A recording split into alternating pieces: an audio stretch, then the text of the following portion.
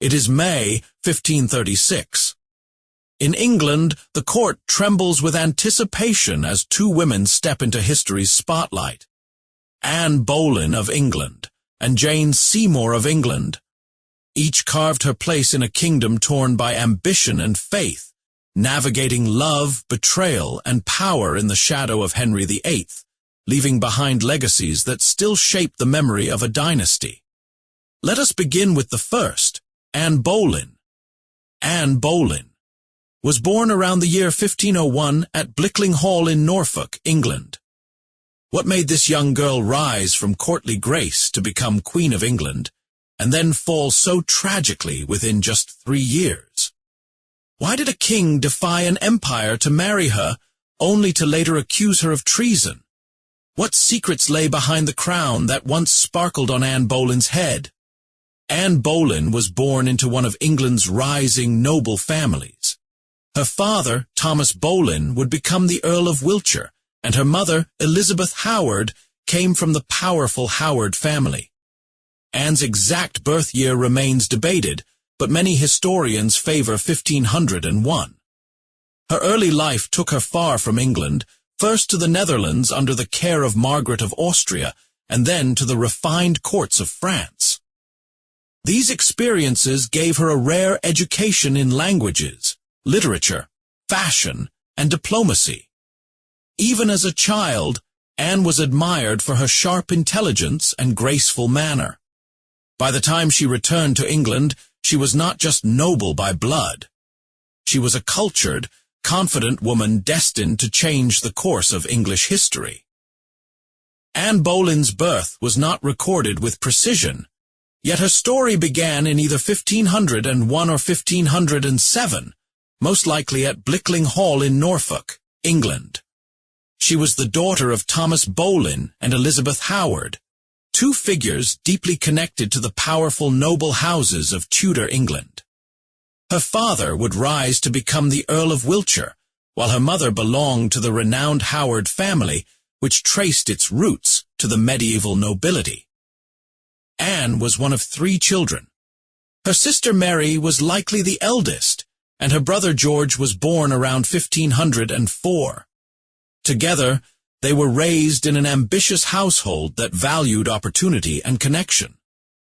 From an early age, Anne's future was shaped not just by her family's status, but by her father's diplomatic career. Thomas Boleyn's charm and reputation earned him favor abroad, and through his connections, young Anne was sent to the court of Margaret of Austria in the Netherlands. Though girls typically needed to be at least 12 to receive such an invitation, Anne was likely younger, yet impressed the regent with her maturity, manners, and wit. Later, Anne traveled to France, where her education continued in the royal courts.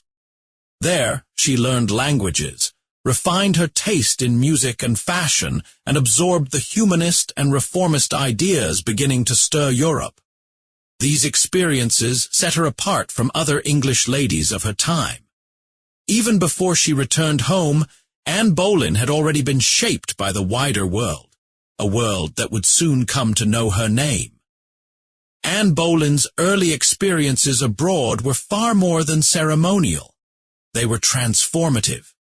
Sent first to the court of Margaret of Austria in the Habsburg Netherlands, Anne was exposed to a level of culture, refinement, and diplomacy that would shape her future. Margaret was known for her intellect and grace, and though Anne was likely younger than the typical age for a maid of honor, she quickly won the regent's affection. Margaret called her La Petite Boleyn, a term of endearment that reflected Anne's charm and intelligence. From there, Anne moved on to France, where she spent several formative years. She first served Queen Mary Tudor, the sister of Henry VIII, who had briefly married King Louis XII of France. After Mary's short reign ended, Anne entered the household of Queen Claude, the teenage bride of King Francis I. There, Anne remained for nearly 7 years, learning not only French but also court manners, dance, poetry, and the fine arts. The French court was alive with ideas of early reform and Renaissance culture. Anne was drawn to literature, illuminated manuscripts and music, but also to the teachings of reformers like Jacques Lefebvre. Her exposure to these influences sparked in her a lasting interest in religion, language, and philosophical debate. By the time Anne returned to England, she was no longer just the daughter of a rising nobleman. She had become a poised, fluent, and intellectually curious young woman. Her presence, sharpened by years in two of Europe's most sophisticated courts, would soon dazzle the English court and capture the attention of a king. Anne Boleyn returned to England in the early months of 1522, stepping back into a realm quite different from the courts she had known abroad. Her father, Thomas Boleyn, had positioned her for an influential marriage, a proposed union with her Irish cousin, James Butler, the 9th Earl of Ormond. The plan was politically motivated. Both Anne's father and Butler's family had claims to the prestigious Ormond title, and a marriage between Anne and James was seen as a way to resolve the dispute peacefully. But the alliance never materialized. Whether it was her father's ambition for a grander match or disagreements over titles and inheritance, the negotiations collapsed. Anne was then offered a place at court, not as a nobleman's bride, but as a lady-in-waiting to Queen Catherine of Aragon, the first wife of Henry VIII. It was here, in the richly decorated halls of the English royal court, that Anne's public life truly began. She made her debut during a lavish event known as the Château Vert pageant in March of 1522, portraying the allegorical virtue of perseverance. Dressed in white satin threaded with gold, Anne stood out among her peers, graceful, poised, and already commanding attention. Her years abroad had turned her into a woman of elegance and confidence, fluent in French, skilled in music and dance, and deeply cultured. Though not yet at the center of royal power, Anne Boleyn had arrived. Her presence at court would soon stir admiration, envy, and ultimately the affections of a king. Life at the English court moved quickly, and Anne Boleyn soon found herself at the center of its games of affection and ambition. Though still in service to Queen Catherine, her wit, beauty, and charm drew the attention of many noblemen.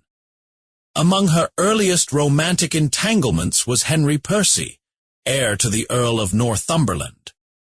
The two became secretly betrothed around 1523, a match that shocked the court due to Percy's high status. But the union was not to be. Percy's father strongly objected, and with the support of Cardinal Thomas Wolsey, the match was abruptly ended. Some accounts suggest Anne was sent away from court for a time to ease the scandal. Though the relationship ended in heartbreak, it revealed Anne's strong will and the depth of her feelings, qualities that would mark her relationships for years to come. Not long after, Anne found herself in close friendship with the poet Sir Thomas Wyatt. Married but unhappy, Wyatt was captivated by Anne's intelligence and style. His verses hinted at a deep admiration and perhaps something more, though their relationship remained within the bounds of courtly flirtation. Unlike her sister Mary, who had been mistress to King Henry VIII, Anne remained guarded. She refused to be a man's plaything, especially the king's. In a court where love could raise or ruin, Anne chose her own pace, guarding her future with care. Yet even as she distanced herself from scandal, fate was already placing her directly in the path of royal desire. By the year 1526, Anne Boleyn had become one of the most admired ladies at court. Elegant, intelligent, and strikingly different from her peers, she caught the eye of the one man whose favor could change a life, King Henry VIII. But Anne was not like her sister Mary, who had once been the king's mistress. Anne made it clear she would not give herself without a crown. Henry was captivated. Anne's refusal only deepened his desire. She played the game of courtly love with extraordinary skill, offering wit, charm, and just enough distance to keep him intrigued. She often retreated to Hever Castle, creating space between them. This fueled his obsession. Over time, Henry's infatuation turned into something far more serious. He no longer wanted Anne as a mistress. He wanted her as his queen. By this time, Henry's marriage to Catherine of Aragon had grown strained. She had failed to produce a male heir, and Henry began to see Anne not only as a romantic partner, but as the mother of his future son. The court buzzed with rumors, but Anne remained firm. She wore Henry's affection like armor, gaining influence, but not yet giving in. Anne's decision to wait, to insist on marriage, was bold. In a world where kings ruled over women, she demanded more than passion. She demanded power. And incredibly, the king was prepared to risk everything to give it to her. A royal obsession had begun, and with it, the first tremors of a national upheaval. As King Henry VIII's desire for Anne Boleyn deepened, so did his desperation to end his marriage to Catherine of Aragon. What began as an affair of the heart soon exploded into a crisis that would shake Europe, a bitter battle between royal will and religious authority known as the King's Great Matter. At the heart of it all stood Anne, holding her position with poise, silence, and quiet strategy. Henry argued that his marriage to Catherine was cursed. She had been married to his brother before him, and despite years of union, no surviving male heir had been born. Convinced this was divine punishment, Henry sought an annulment, not a divorce, hoping the Pope would declare his marriage invalid. But Catherine refused to step aside, fiercely defending her dignity and her daughter Mary's legitimacy. Pope Clement VII, caught between Henry and Catherine's powerful nephew, Emperor Charles V, hesitated. Meanwhile, Anne remained just beyond Henry's reach, refusing to become his mistress and insisting on a proper marriage. Her patience became political power. Her influence grew. Henry's obsession, blocked by the church, soon turned into frustration and defiance. By 1529, he began exploring ways to break free from Rome altogether. Advisors like Thomas Cromwell and Thomas Cranmer helped shape a plan to strip the Pope of authority in England. Anne was no mere bystander. She read religious tracts, supported reformers, and helped lay the groundwork for a spiritual revolution. The path to marriage with Anne was no longer just romantic. It had become a matter of state, and the future of the English throne now depended on a forbidden union. By the early 1530s, Anne Boleyn was no longer simply a lady in waiting or the object of royal affection. She had become a catalyst for one of the greatest religious upheavals in English history. As Henry VIII's battle with the Catholic Church intensified, Anne stood beside him, not only as a future queen, but as a symbol of defiance against papal control. With the Pope refusing to annul Henry's marriage to Catherine of Aragon, frustration turned to revolution. Henry declared that no foreign power, not even the Pope, had authority over English law. Parliament passed a series of acts cutting ties with Rome. Chief among these was the Act of Supremacy, which recognized Henry as the supreme head of the Church of England. Anne's influence was undeniable. She supported English translations of the Bible and protected reformers who promoted religious change. Her chaplain, Thomas Cranmer, was appointed Archbishop of Canterbury, and it was he who finally ruled Henry's marriage to Catherine invalid. Days later, Henry and Anne's own secret union was declared legitimate. Anne was more than just a new wife. She actively shaped England's emerging Protestant identity. She wrote to Thomas Cromwell on behalf of persecuted reformers and championed new theological voices. Her court became a haven for evangelical thinkers, and her support for Matthew Parker would echo into the future. He would later become the first Archbishop of Canterbury under her daughter, Elizabeth. This wasn't just about love anymore.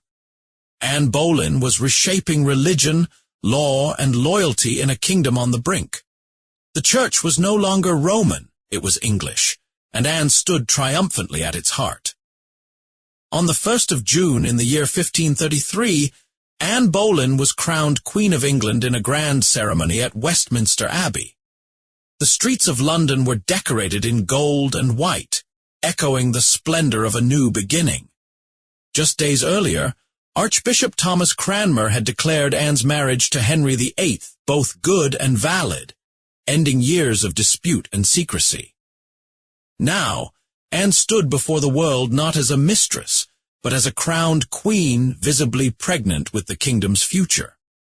Anne's coronation was unlike any other.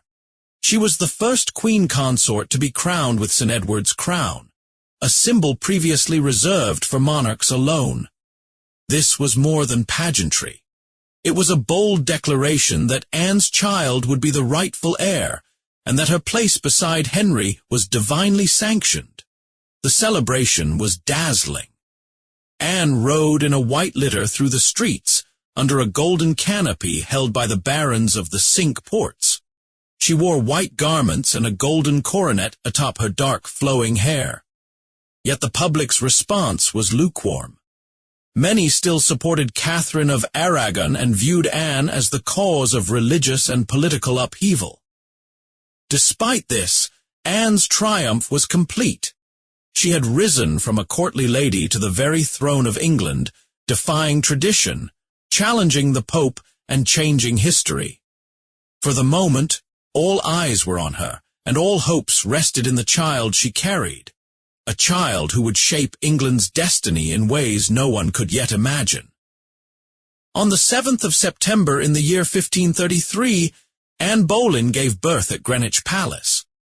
The child was a girl, not the long-awaited son Henry VIII so desperately wanted, but a daughter who would one day become Elizabeth I.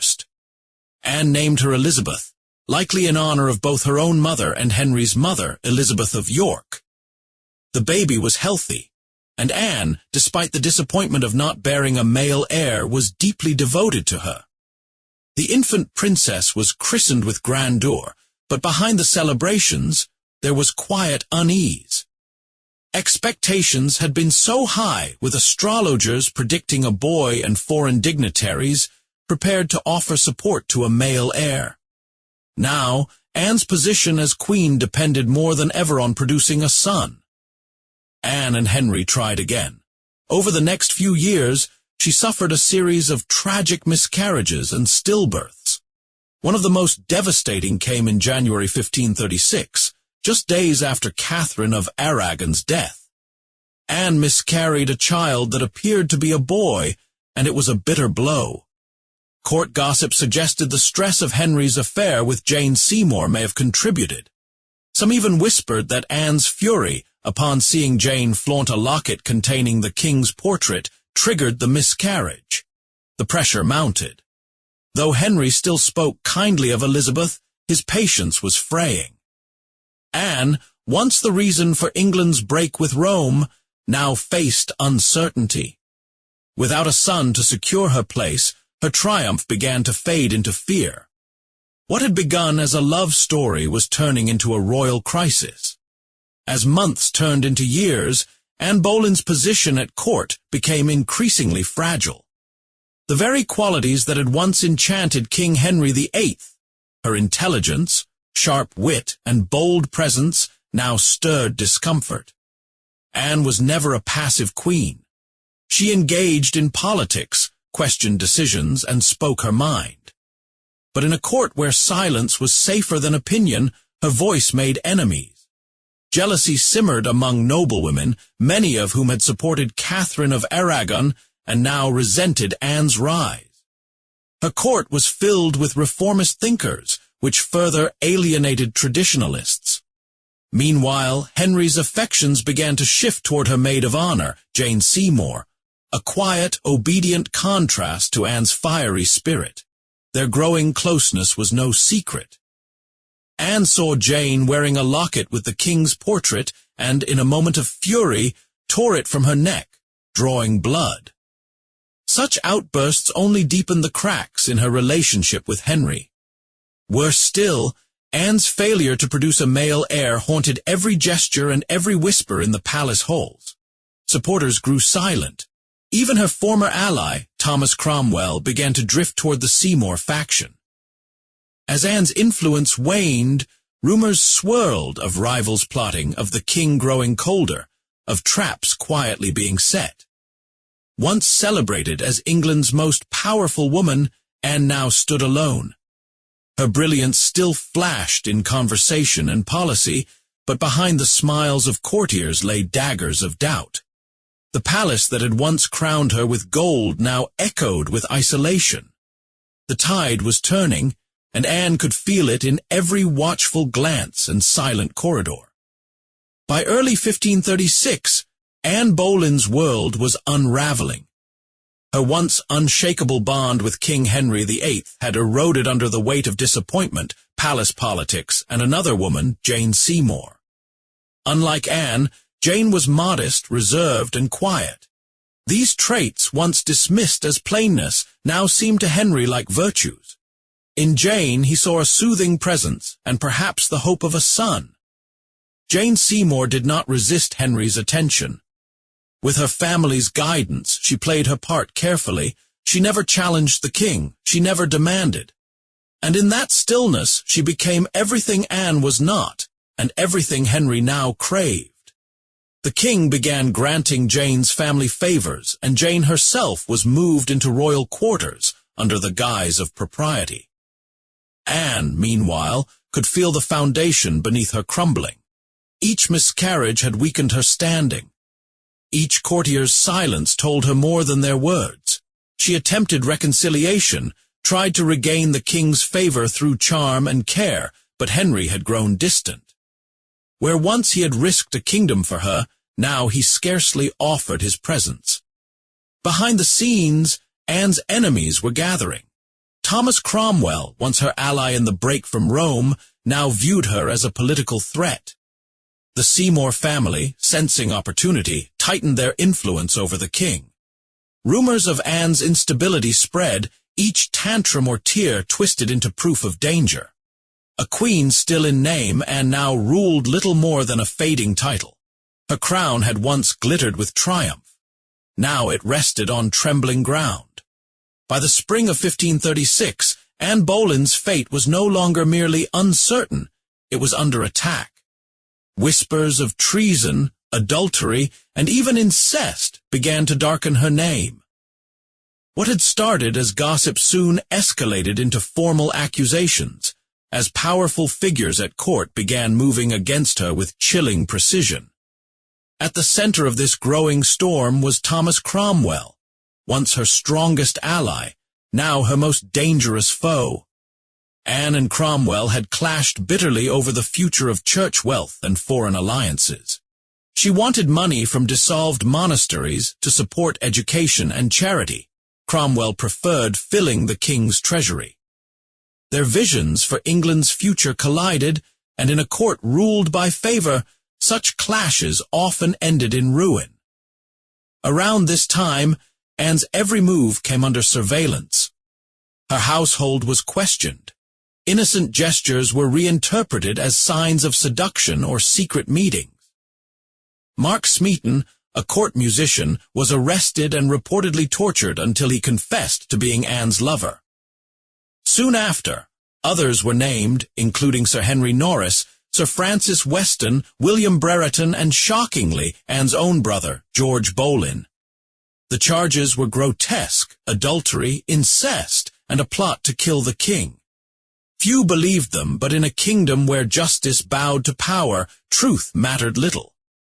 Anne was arrested on the 2nd of May and taken to the Tower of London. She had risen higher than any woman of her station could dream, and now, in the eyes of her enemies, she had farther to fall. The web had tightened and the Queen was caught. Anne Boleyn entered the Tower of London not as a criminal, but still as England's Queen. She was composed, dignified, and deeply aware that the walls around her now echoed with betrayal. The charges brought against her were staggering: adultery, incest, and treason, crimes punishable by death. Yet many at court, and even foreign observers, questioned their truth. The trial, it seemed, was not a search for justice, but a performance of condemnation. On the 15th of May in the year 1536, Anne stood before a jury that included her own uncle, Thomas Howard, the Duke of Norfolk, and her former love, Henry Percy. She defended herself eloquently, denying all accusations with strength and clarity. Her intelligence, once her greatest asset, now struck some as arrogance. Others saw courage in her calm, but the verdict had already been decided. Anne was found guilty on all counts. Her brother George and the other accused men had already been sentenced to death. Her fate was sealed. Still, even as she awaited execution, Anne showed resilience.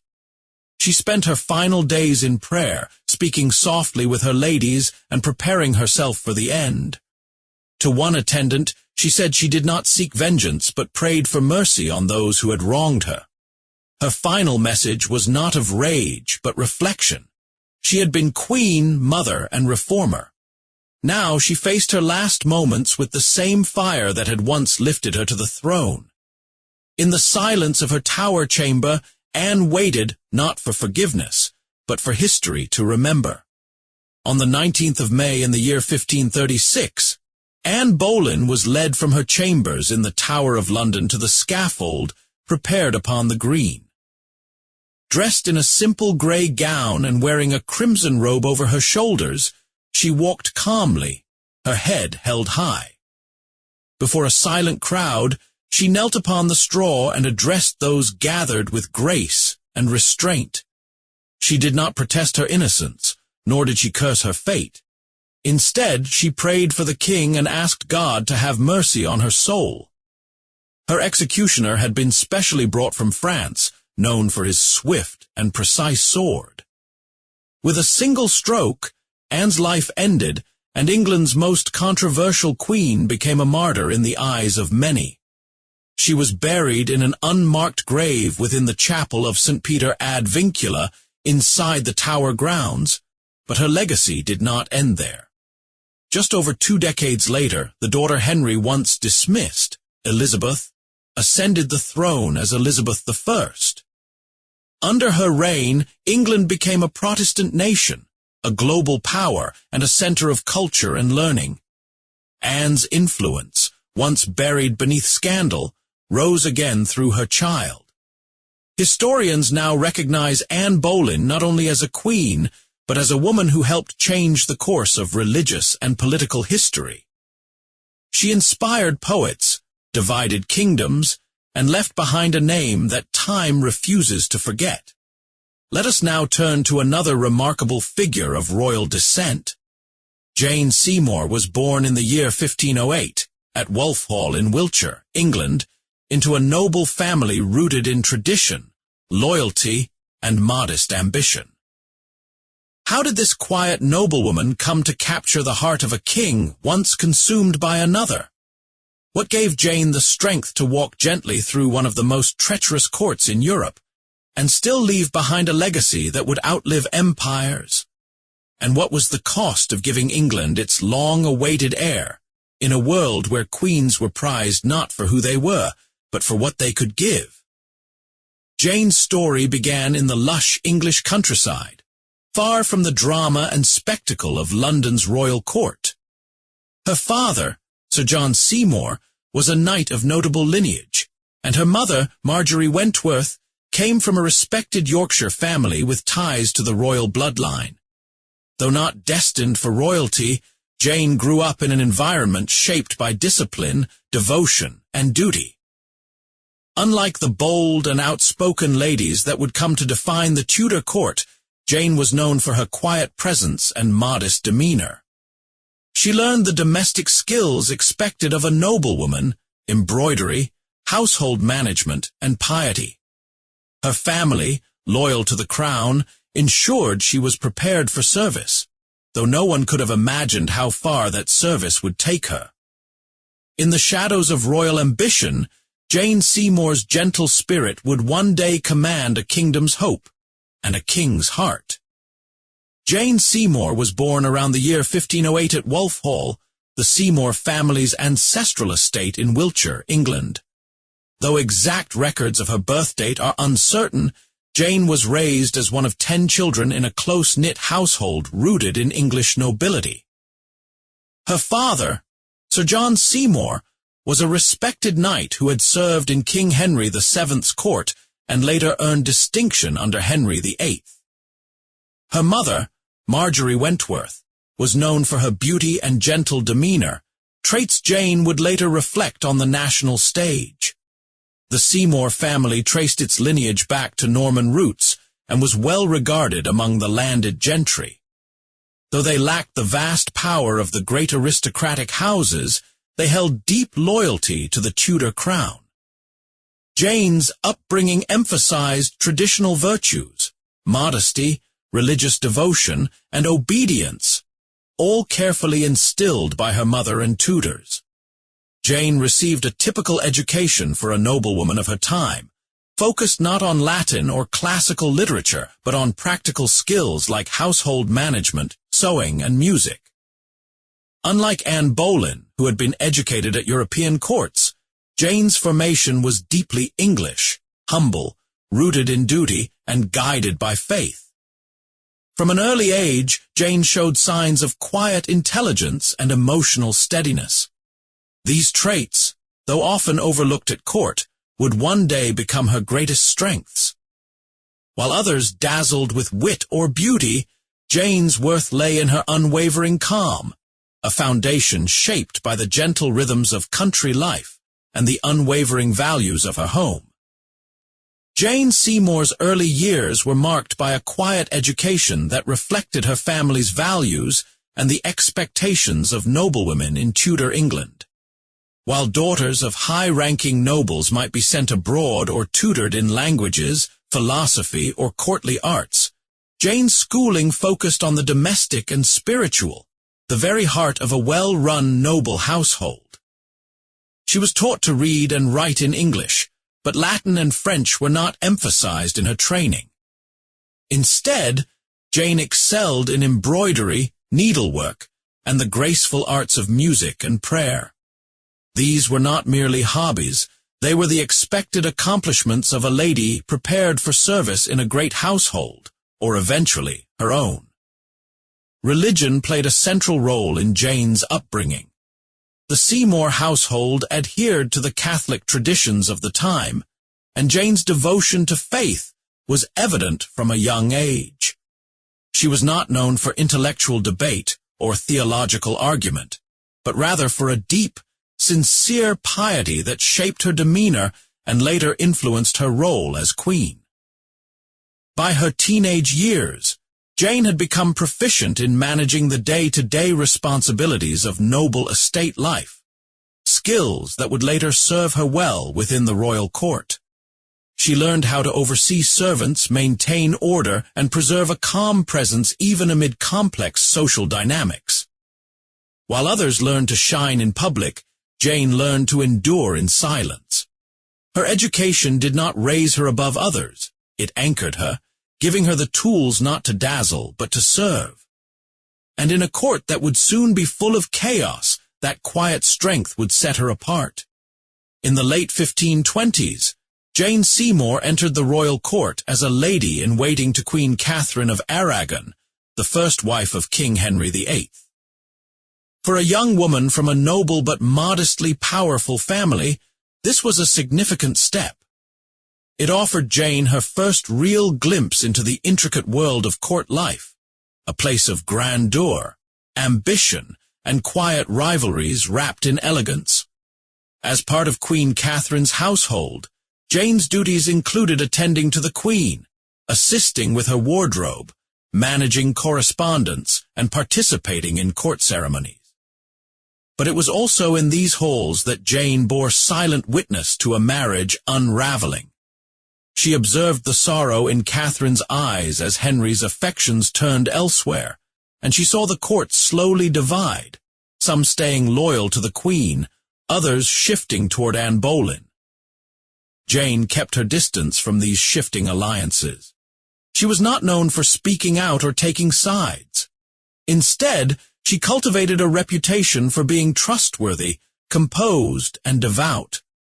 Her quiet demeanor allowed her to avoid scandal while absorbing the lessons unfolding around her, the cost of ambition, the fragility of power, and the loneliness of a woman falling from favor. This period served as Jane's silent education. She saw how the court could lift a woman to great heights or cast her down without mercy. She learned that presence could be more powerful than voice, and that loyalty, even unspoken, was remembered. What she learned by serving Queen Catherine would shape how she later carried herself, as both servant and sovereign, with measured grace. As Anne Boleyn's influence over King Henry VIII grew, the atmosphere at court shifted dramatically. Jane Seymour, still a lady-in-waiting to Queen Catherine of Aragon, remained a quiet observer during one of the most volatile chapters in Tudor history. She watched as Anne, bold and charismatic, challenged centuries of tradition, not only replacing a queen but reshaping the English crown itself. Jane never openly opposed Anne's rise, nor did she rush to embrace it. She remained neutral, walking a careful line between two worlds. On one hand was the displaced Queen Catherine, whose piety and dignity Jane deeply respected.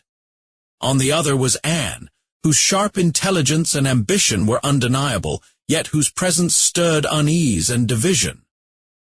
During this period, Jane's silence became her shield. She did not involve herself in gossip or politics. While many courtiers took sides, Jane kept her role simple: to serve, to listen, and to endure. Her behavior earned her quiet praise among those who valued modesty and tradition, especially among nobles and clergy uneasy with the break from Rome and the fall of Catherine. Behind her gentle exterior, Jane was learning more than courtly routine. She was witnessing the cost of passion, the fury of scandal, and the loneliness that came with power. As Anne was crowned queen and Catherine was banished, Jane stood at the edge of history, unnoticed, but not unaffected.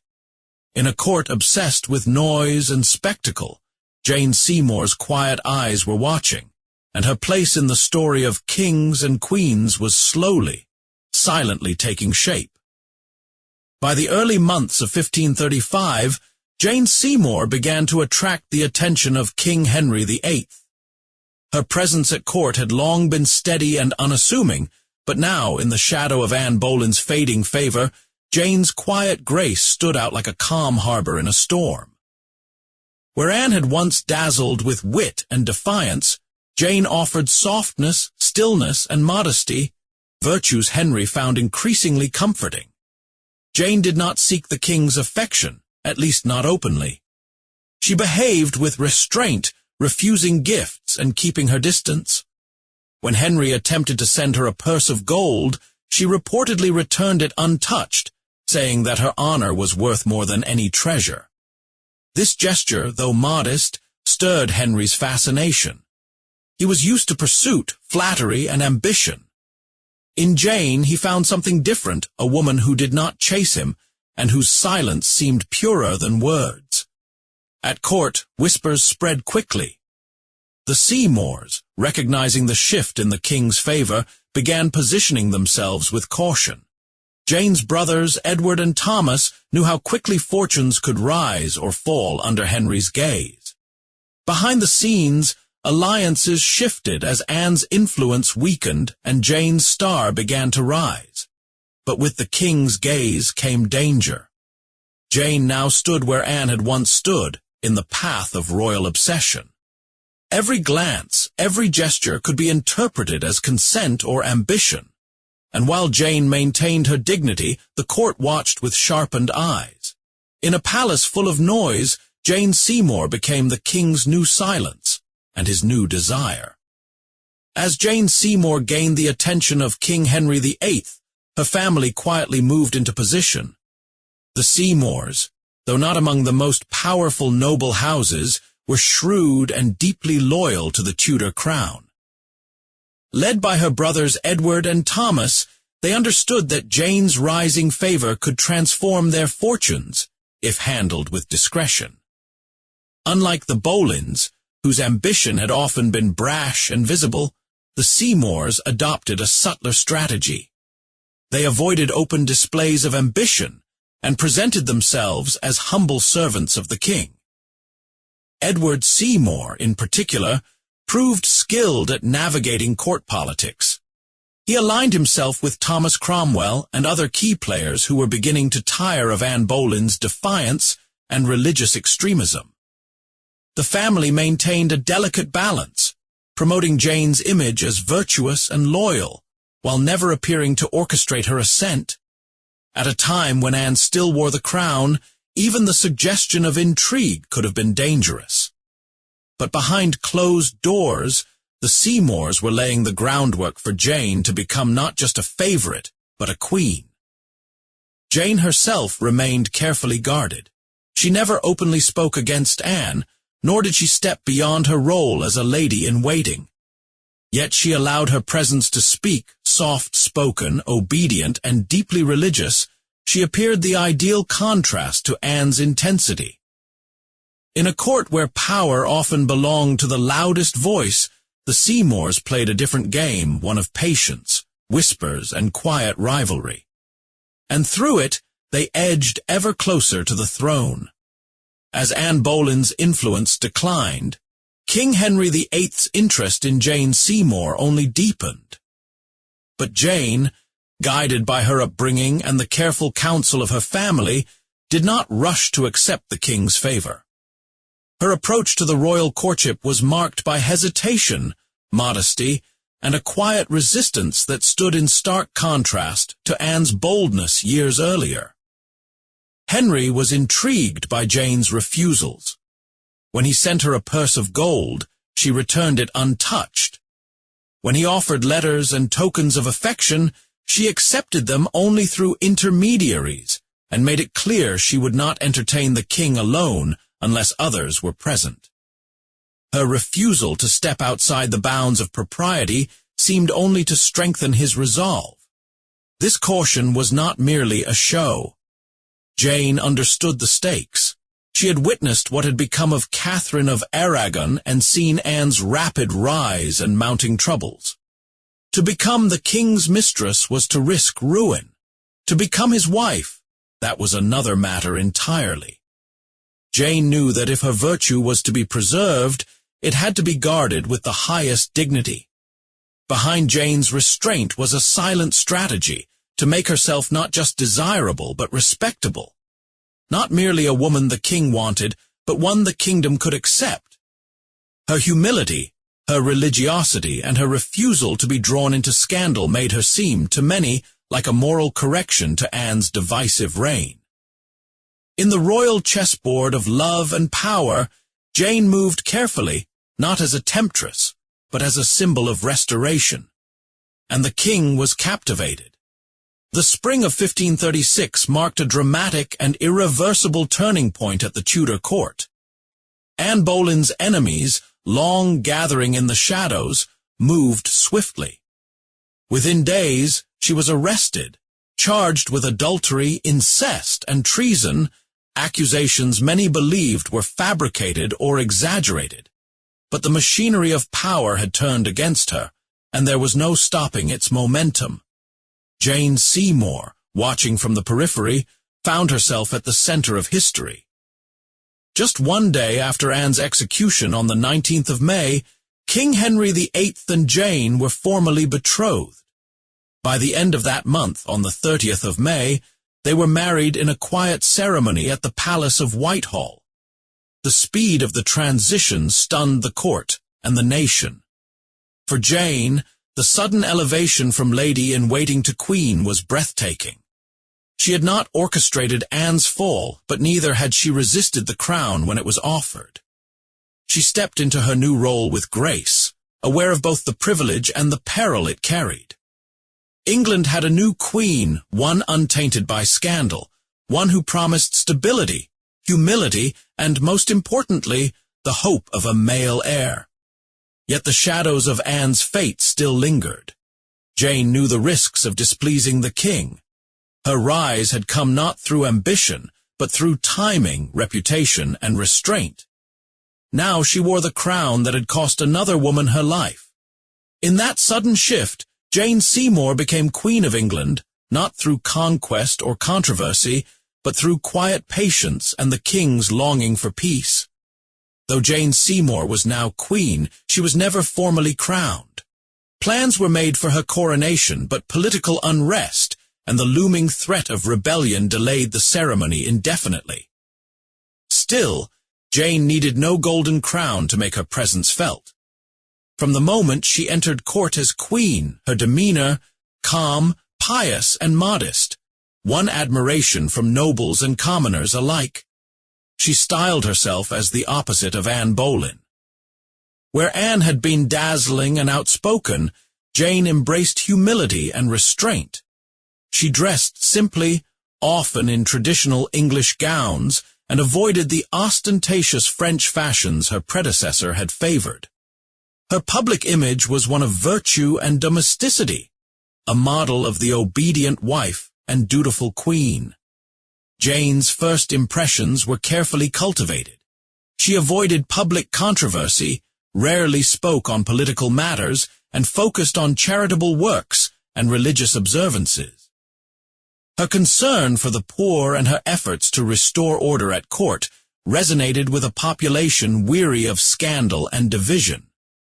Those closest to the court noted how Henry softened in her presence. He referred to her as his true wife, suggesting not only affection but relief, as if after years of turmoil he had finally found the stability he longed for. Jane's gentleness calmed the storm, if only for a moment. Though uncrowned, Jane Seymour reigned in spirit. Her quiet authority, drawn not from pageantry but from principle, gave England a glimpse of harmony. She was not a queen of conquest, but a queen of conscience, and for a nation still reeling, that made all the difference. Though Jane Seymour maintained an image of humility and obedience, she was not without influence. As queen, she used her position with careful intent, not to dominate politics, but to guide it gently from behind the scenes. In a court still unsettled by the upheaval of the English Reformation, Jane's presence offered a quieter, more traditional voice. Jane favored a return to certain Catholic practices, though she never publicly defied Henry's break from Rome. Her personal devotion to the old faith showed in her daily prayers, support of monastic institutions, and choice of chaplains. Yet she understood the delicate balance her role required, expressing values without challenging the king's authority. One of her most courageous acts came when she tried to intercede on behalf of the rebels in the Pilgrimage of Grace, a massive uprising in the north protesting the closure of monasteries and religious change. Jane knelt before Henry and pleaded for mercy for the protesters. His reaction was swift and chilling. He warned her never to meddle in affairs of state or risk ending up like her predecessor. Jane heard the warning and stepped back, but the moment revealed her moral compass. She had dared to raise her voice not for power, but for peace. Even in retreat, Jane remained a quiet stabilizer. She supported reforms that eased religious tension and advised Henry privately with care. Her influence lay not in declarations, but in presence, in being the one voice he trusted to bring calm where others brought conflict. In the shifting tide of Tudor politics, Jane Seymour's strength lay in restraint, and that made her all the more powerful. One of Jane Seymour's most heartfelt missions as queen was to heal the royal family. Above all, she sought reconciliation between King Henry VIII and his eldest daughter, Mary, the child of Catherine of Aragon, long cast aside after her mother's fall and her refusal to accept Anne Boleyn as queen. Jane, moved by a deep sense of compassion and justice, saw Mary's suffering and longed to restore her place in both family and court. From the beginning of her queenship, Jane advocated privately on Mary's behalf. She encouraged Henry to forgive his daughter and re-establish their relationship, though the king remained firm in his political expectations, requiring Mary to acknowledge him as supreme head of the church and to accept her own illegitimacy. Jane's gentle insistence helped soften his heart. Behind the scenes, she worked with counselors and friends of Mary to find a solution. Her careful diplomacy played a crucial role in eventually bringing Mary back to court. Though Jane could not reverse the legal consequences of Mary's disinheritance, she helped mend emotional wounds that years of conflict had left raw. Jane's role as mediator extended beyond the royal family.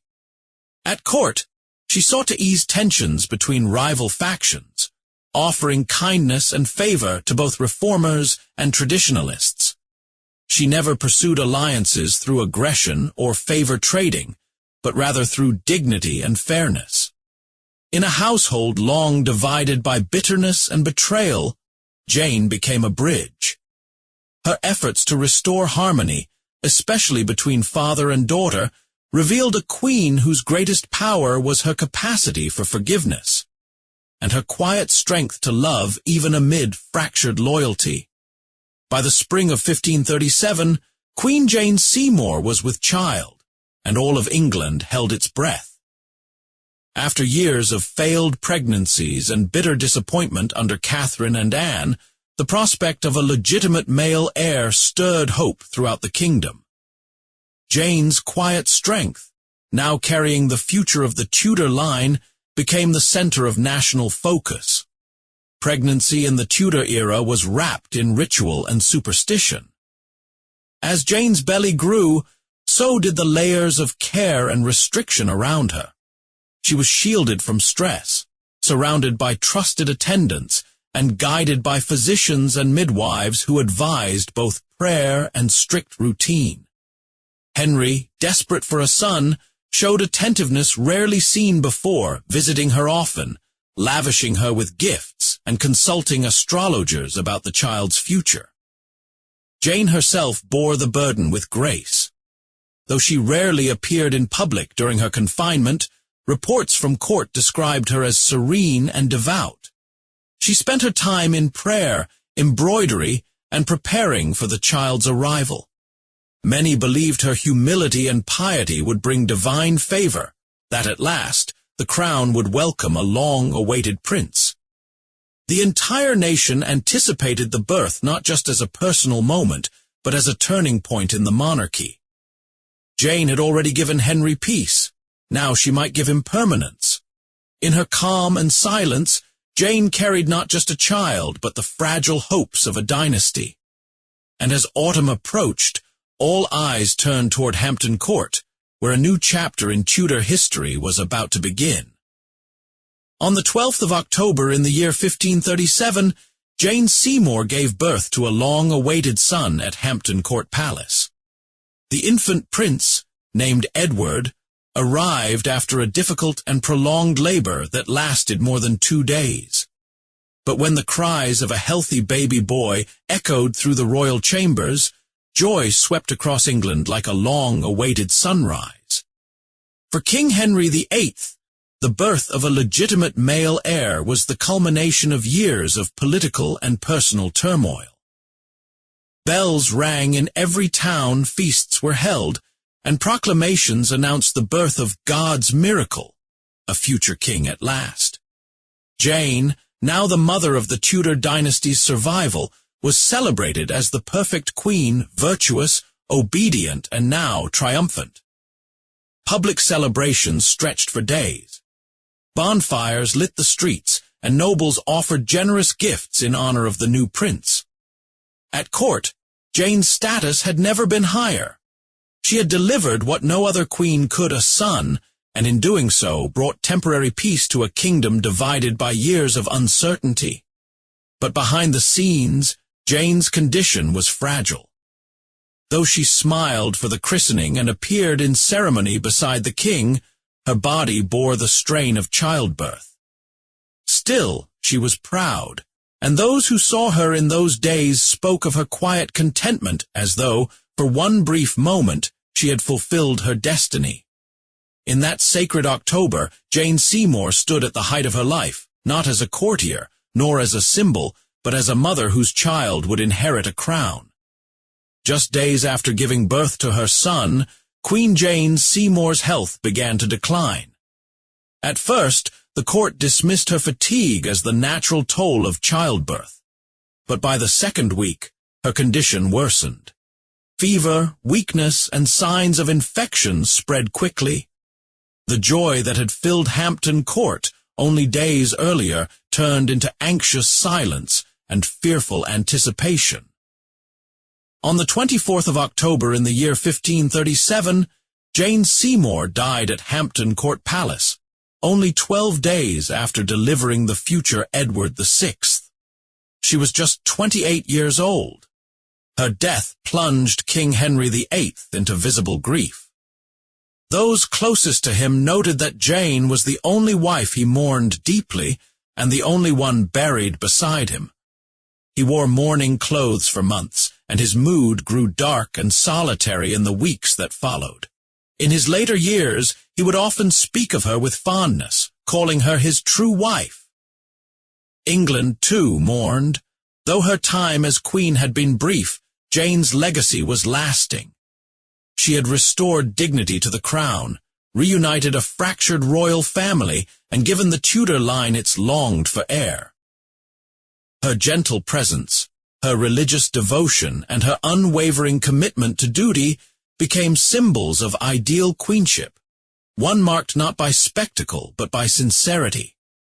Her quiet actions spoke volumes, and her grace offered a rare sense of peace within the often chaotic Tudor court. In the months following her death, many pamphlets, poems, and prayers were dedicated to her memory. Churches held services in her honor, and ballads sang of her purity and sacrifice. Unlike the controversies that followed Henry's other marriages, Jane's memory remained unmarred, untouched by scandal, shielded by sorrow, and elevated by her final gift to the realm. Jane was laid to rest at St. George's Chapel in Windsor Castle. Years later, when Henry died, he was buried beside her, as he had requested, affirming in death the favor he had shown her in life. No other queen, past or future, would receive that honor from him. Their shared tomb became a symbol of a bond untouched by betrayal.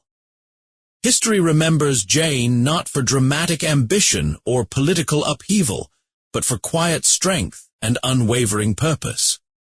In just 17 months as queen, she achieved what others could not: peace in the palace, a prince in the cradle, and a legacy that would outlast her brief reign. Her final goodbye was not just an end, it was the making of a legend. What do you think about Anne Boleyn? Was she a bold and intelligent reformer, a queen who reshaped England's faith, challenged tradition, and gave birth to one of history's greatest monarchs? Or a tragic figure entangled in power games, consumed by court intrigue, and executed by the very crown she helped elevate? And what about Jane Seymour? Was she the quiet savior of a dynasty, a woman of grace, healing, and devotion who delivered the long-awaited heir and united a fractured royal family?